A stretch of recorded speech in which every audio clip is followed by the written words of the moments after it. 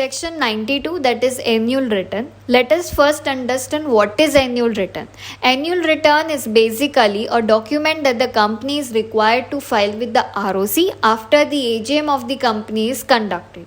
Annual return consists of the registered office of the company's business activities, its shares, debentures, the promoters, key managerial personnel, their remunerations, the penalties, the group companies, that is the company's holding, subsidiary, etc., or any other matter which are required to be mentioned. Annual returns for the OPC and the small company are required to be filed in MGT 7A. And for companies other than OPC and small, they are required to file their annual return in MGT 7.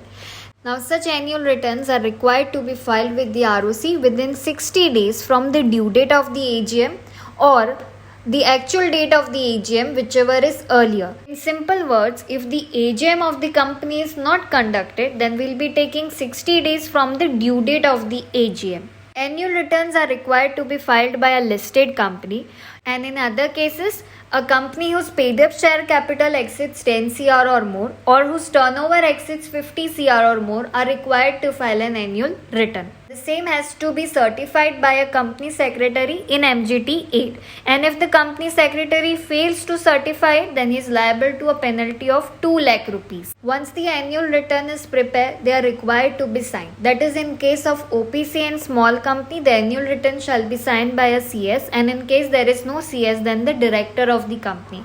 For other companies, it shall be required to be signed by the director and the company secretary. If the company fails to file the annual return, then the company and the officer in default are liable to a penalty of 10,000, and for continuous failure, it is rupees 100 for each day during which such failure continues, subject to maximum. For company, it is 2 lakh rupees, and for officer in default, it is 50,000 rupees. The requirements of the annual return are meant they are required to be uploaded on the website of the company or any other website that the CG may prescribe.